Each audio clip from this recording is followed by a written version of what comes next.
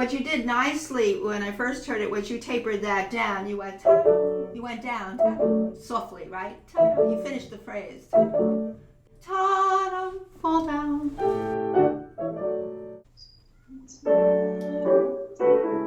Ta-dum, fall down. Right.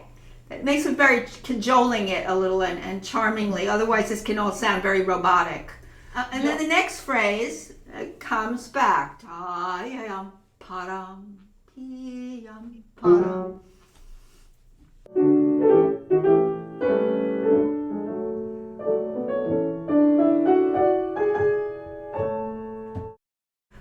Over here, the only thing I would say is when you do this contrasting longer line of legato, I think you need more sound when you get to the A, because remember, we want that wonderful dip down in measure, when you finally repeat, in measure 9 to the parallel minor, A minor chord. You know, so if this is too tiny, then you can make that gorgeous.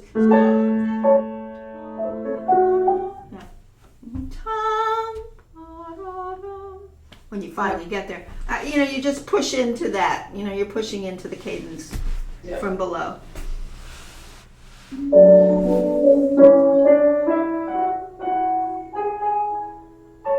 Good, and then goes back to the.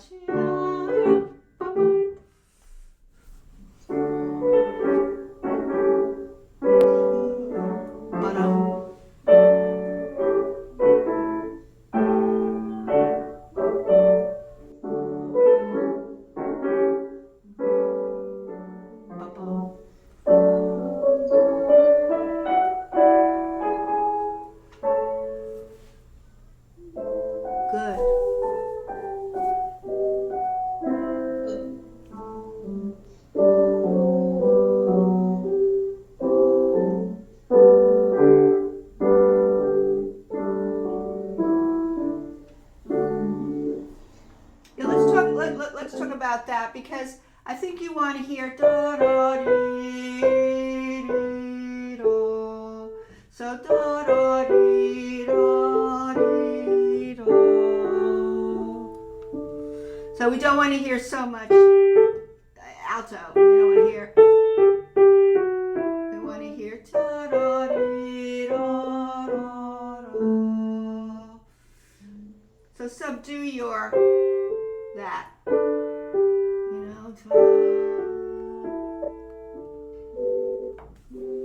You have a dominant there, right? You have a dominant here. This is a dominant. Resolve. Ta-dee-do. You could hear your choir there. You could hear your sopranos. Your altos are not as interesting a line as the soprano line. That was better, because that's the suspension. You want that. Right. It's a little Baroque sounding, like a chorale there. It sounds like a hymn. It sounds like it has a little hymn thrown in there for a moment. It's funny. I can hear a church chorale right through there.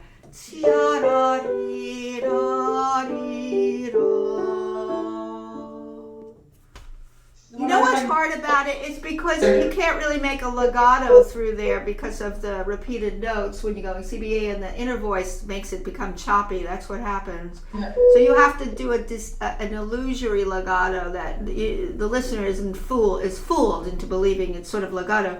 But here you can do the legato, right? But you know what I do here? I use 3 as my pivot. Are you using 3 as your pivot to this? 3 becomes your pivot, right? So you don't have to lift your hand. See? But here you have to lift. Here you have to lift. What's happening is your offbeats on the 8s are popping out a little. Your offbeats. So you know your downbeats are that downbeat there. Main beat. Right. So sometimes you're getting that kind of thing.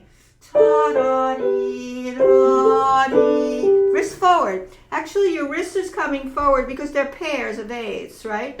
So let your wrist go like that, as I'm doing, exaggerating, and then rolling these down. See, da da da da da. See how how I'm doing that? So I'm listening for. By that time, I have a little curved wrist. My arm is curved. Yeah. Yeah, the trick there is when you see pairs of eighths like that, you're using all the things we've learned about pairs of eighths. As the second one has a wrist forward to take away the impact of an offbeat on a beat, right? So that's what you have to do there physically. Try this a few times. And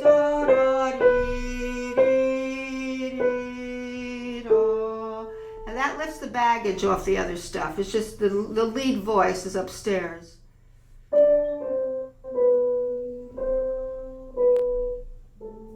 Right. Now if you want to do a little bit of the other hand, you can go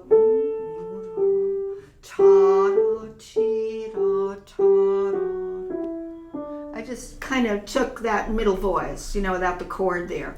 I just did, right? I did this two,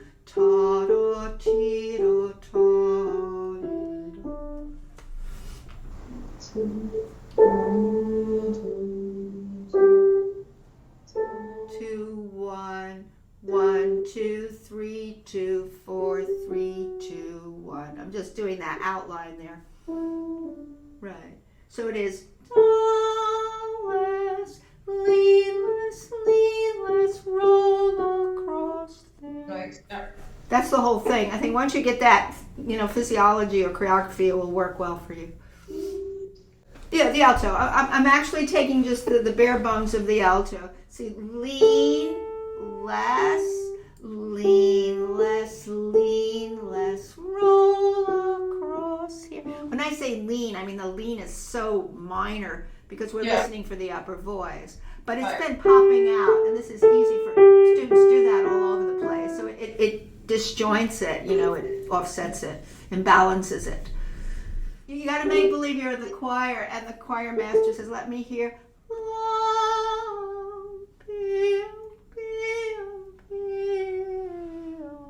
That's how you're thinking of the alto voices in your choir there. It's a little choir kind of moment of chorale.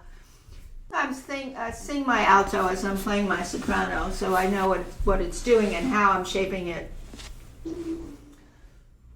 Now do it slow. Last. Use 3 as your pivot. How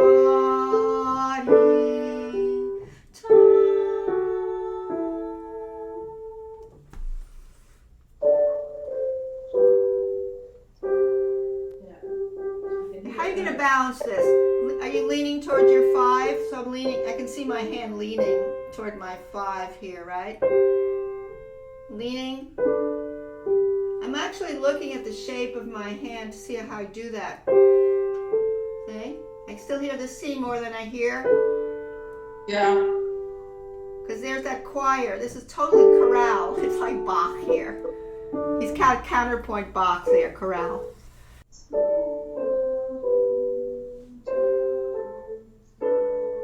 Good. That was very good. Right here, let's see if we can get more A.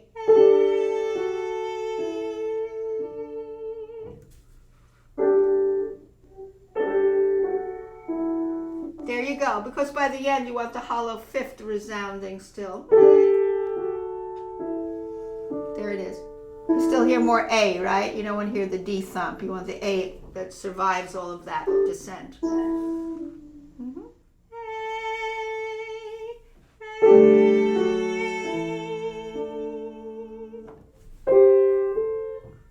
Practice that a lot.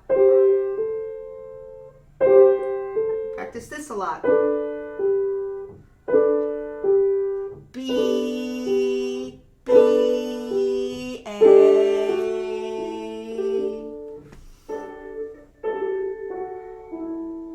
That's super better than before. Of course, then there's the balance that you don't want to hear that alto overshadowing the soprano. But there's harmonic implication.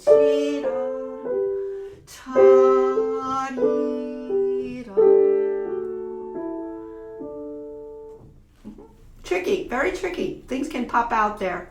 Show me what the bass is doing. Show me that's the bass. That's not too difficult to pick out.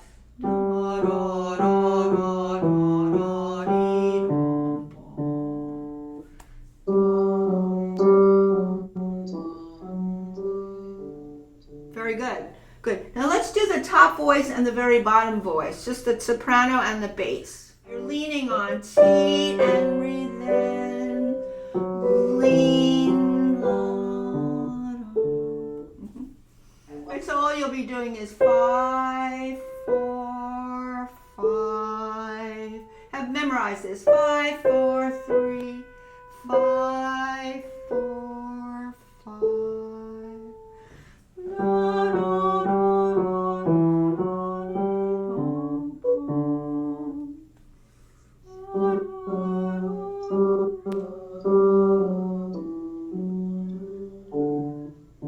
Right, right. Tita, let it fall down here.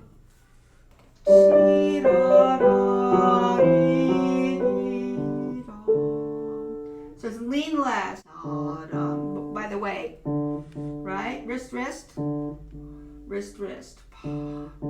It's Taya, Taya, Taya.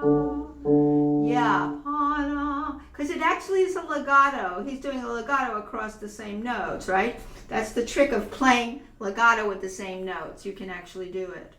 Now, if you really want to be obsessive, you can do your alto voice with your bass voice and shape it nicely, just like you learned to shape it. So you would do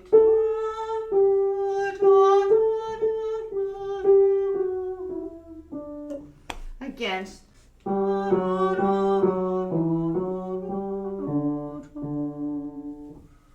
Lots to do there. And if you do all that, you'll be the better player.